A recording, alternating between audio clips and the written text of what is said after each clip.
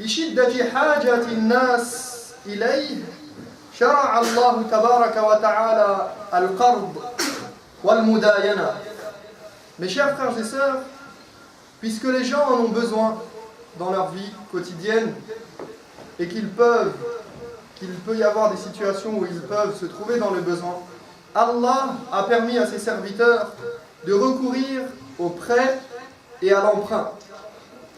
غير أنه حد حدودا لا ينبغي لمسلم أن يتجاوزها وإلا وقع في الإثم.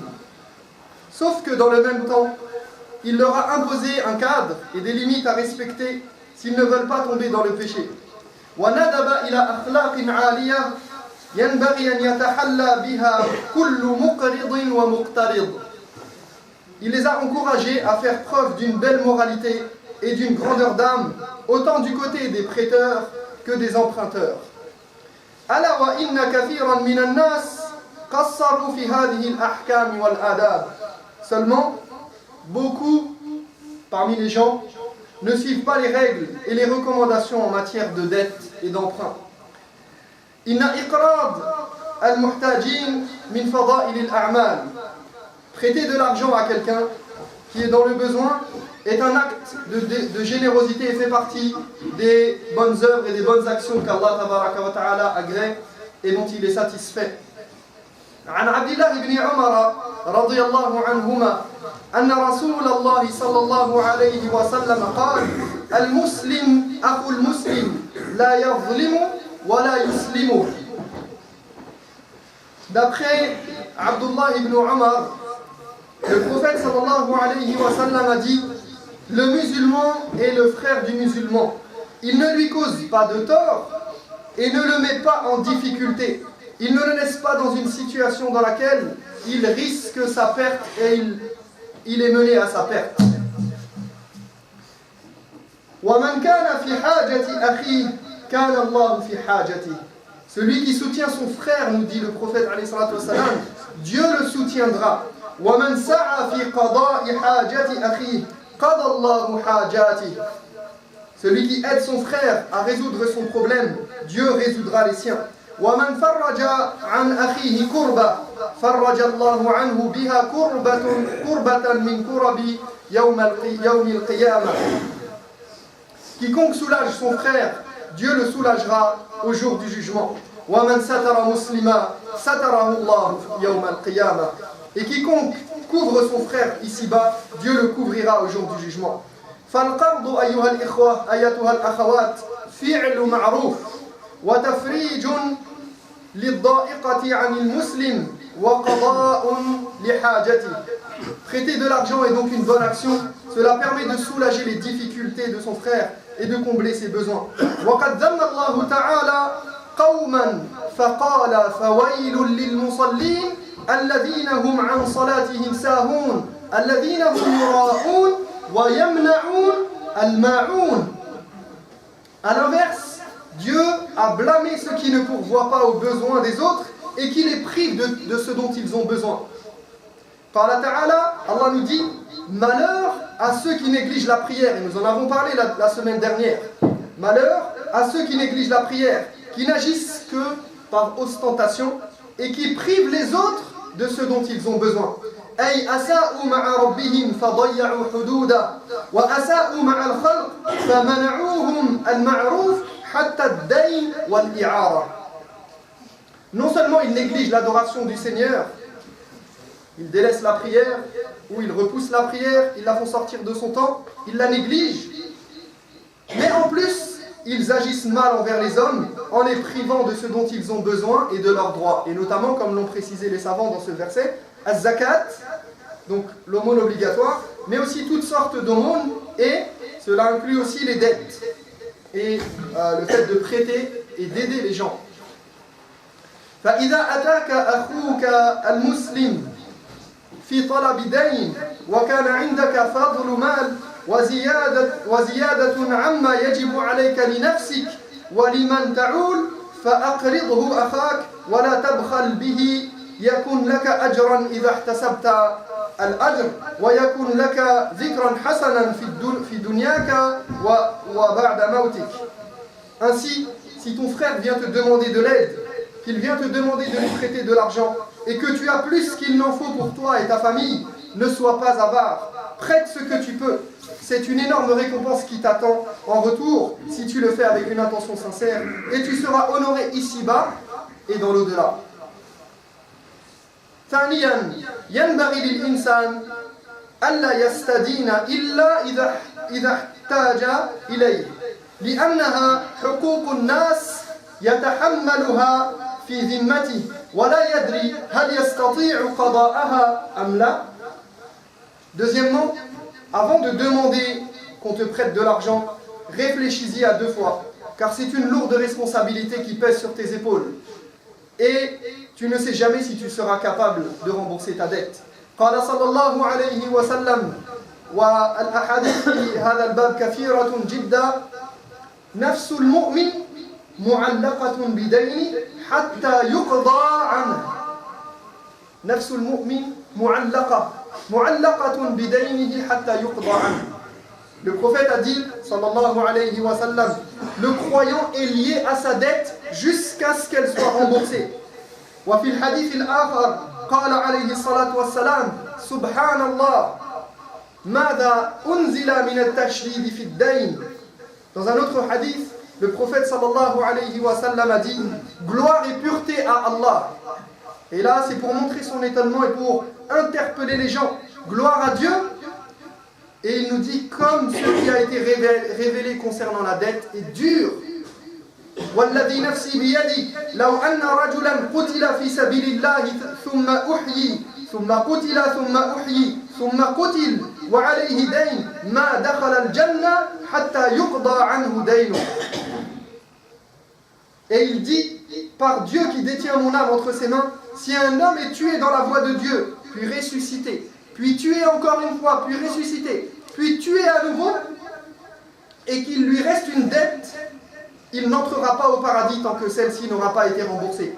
Donc imagine, il est mort martyr dans la voie d'Allah, il a dépensé de sa vie, et malgré tout il ne rentre pas au paradis parce qu'il a une dette.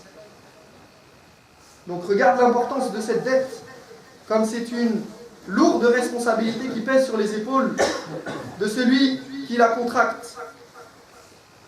ثالثا إذا أسلفت أخاك فلا يجوز أن تشترط قضاءه بأكثر منه لأن اشتراط الزيادة في قضاء الدين ربا محض سواء سمي ربا أو فائدة أو غير ذلك. Troisièmement, si tu prêtes de l'argent, tu n'as pas le droit d'exiger qu'on te rembourse plus que ce que tu as prêté, car cette plus-value est considérée alors comme de l'intérêt. Donc si tu prêtes quelque chose, si tu prêtes de l'argent à quelqu'un, tu n'as pas le droit de lui demander une plus-value sur le retour, sur le remboursement de cette somme. رابعا جاء في الحديث كل قرض جر نفعا فهو ربا. Quatrièmement, le prophète sallallahu alayhi wa sallam disait tout prêt qui génère un profit est une forme d'usure. Tout prêt qui génère un profit est une forme d'usure. معنى هذا الحديث أنك إذا أقرضت شخصا فلا يحل لك أن تقبل منه ولو هدية أو منفعة كأن يوصلك على سيارته أو يحمل لك متاعك أو يقدم لك خدمة إلا بعد قضاء الدين. Cela signifie que si tu prêtes de l'argent, tu n'as pas le droit d'accepter de celui qui te doit de l'argent un cadeau ou un service quelconque, comme d'utiliser sa voiture ou qu'il te rende service jusqu'à ce qu'il te rembourse. Et ceci, on va détailler, Inch'Allah. وينبغي أن يعلم المسلم أن هذه المنافع تكون ربا في حالتين. Il faut savoir que ce type de service constitue un intérêt dans 2 cas. الحالة الأولى إذا اشترطها المقرض اشتراطا صريحا كأن يقول أقرضك لكن بشرط أن تعيرني سيارتك أو تسهل معاملتي في الدائرة الفلانية مثلا ونحو ذلك. Premièrement, donc si tu prêtes de l'argent et que tu mets en condition quelque chose de particulier, un service particulier, lorsque la personne prête son argent en énonçant clairement une condition, comme le fait de dire je te prête de l'argent à condition que tu me prêtes ta voiture ou que tu me facilites telle ou telle transaction ou telle affaire. Donc ici, la personne prête de l'argent mais dit je te prête cet argent seulement à condition que tu fasses telle et telle chose. Cette condition constitue de l'usure, du riba, de l'intérêt. الحالة الثانية ألا يشترطها اشتراطا صريحا ولكنه ينوي بذلك القرض حصول هذه الخدمات ويتطلع إليها ويلمح بها ونحو ذلك. Deuxième cas, il ne demande pas quelque chose en échange. Il prête de l'argent, mais intérieurement, il espère que cela lui permettra d'obtenir des avantages de cette personne et il le fait comprendre éventuellement par des insinuations ou autres. والقاعدة إذا كان سبب تلك المنافع هو القرض كانت ربا. أما إذا كانت عادة سابقة على القرض وليس للقرض فيها سبب من قريب ولا من بعيد في حصولها فلا بأس حينئذ. La règle, donc retenez cette règle, c'est que tout avantage directement lié au prêt est considéré comme de l'intérêt. Donc encore une fois, ne prête pas de l'argent en exigeant quelque chose en retour. Mais si c'est quelque chose d'habituel, qui n'a rien à voir ni de près ni de loin avec cette transaction, alors il n'y a pas de mal à ce que cela se produise entre les deux parties. عن أبي موسى الأشعري أنه قال رضي الله عنه قال قدمت المدينة فلقيت عبد الله بن سلام فقال لي إنك بأرض فيها الربا فاشن أي منتشر وشائع إنك بأرض فيها الربا فاشن فإذا كان لك على رجل حق فأهدى إليك حملة ابن أو حمل شعير أو حمل قط فلا تأخذه فإنه ربا. Abu Musa al-Ash'ari raconte, en arrivant à Médine, j'ai rencontré Abdullah ibn Salam, radiyallahu anhu, qui m'a dit, tu es dans une région, et il parle de l'Irak, où l'intérêt usuraire est répandu. Donc c'est une pratique répandue.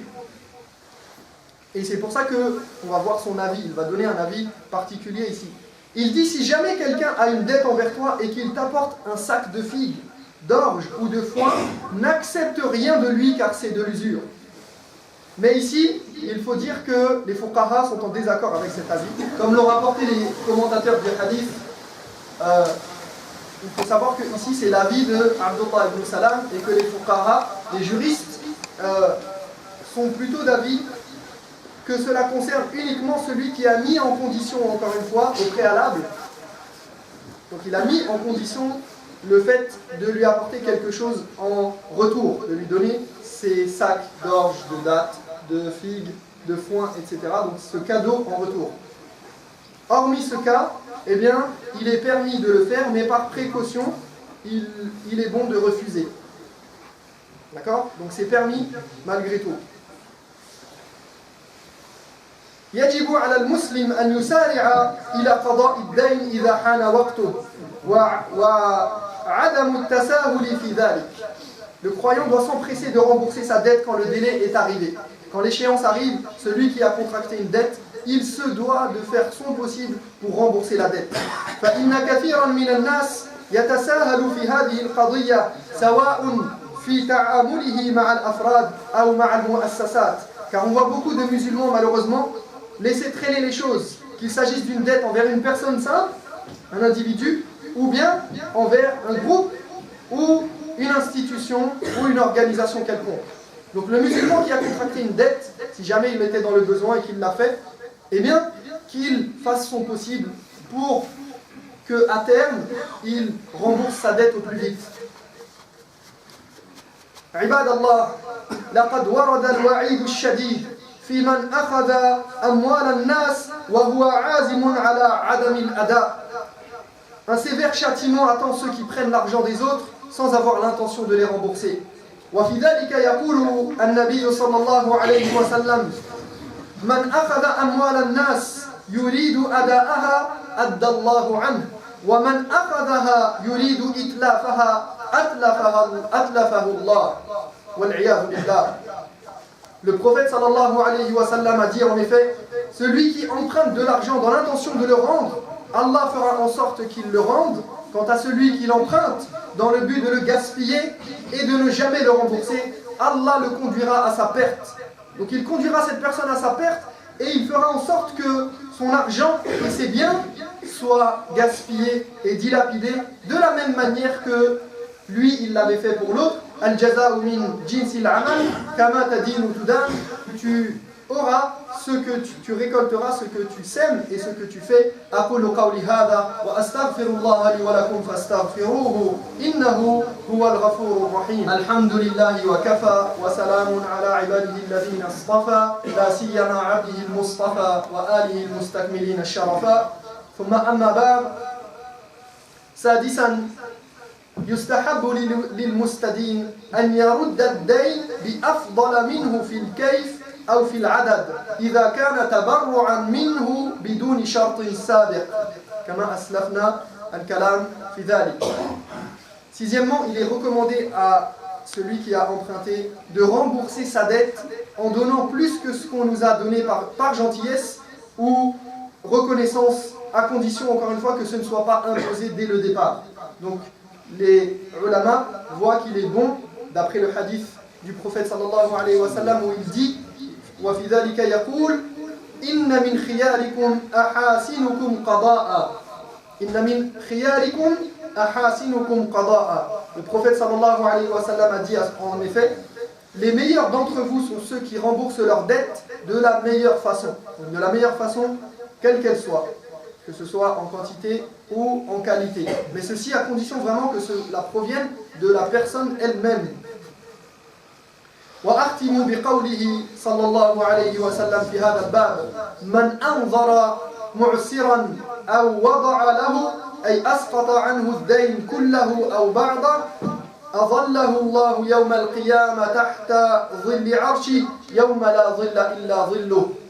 Pour terminer, le prophète sallallahu alayhi wa sallam a dit, quiconque repousse l'échéance d'une personne endettée ou la décharge de sa dette, que ce soit complètement ou partiellement, Allah le couvrira de l'ombre de son trône et il fera en sorte qu'il soit abrité par l'ombre de son trône au jour du jugement, ce jour où il n'y aura plus d'ombre que celle-ci. Donc, nous savons que, d'après les textes de la sunna du prophète sallallahu alayhi wa sallam, il y a beaucoup de mérites et beaucoup de faveurs à soit rembourser la dette de quelqu'un qui est endetté, soit celui à qui on doit une dette, qui est créancier en fait, et bien celui à qui on doit une dette, eh bien il est bon qu'il décharge la personne endettée. Il aura beaucoup de mérites et beaucoup de récompenses auprès d'Allah tabaraka wa ta'ala. Wa sallallahu ala nabiyyina Muhammadin wa ala alihi wa sahbihi wa sallam ajma'in.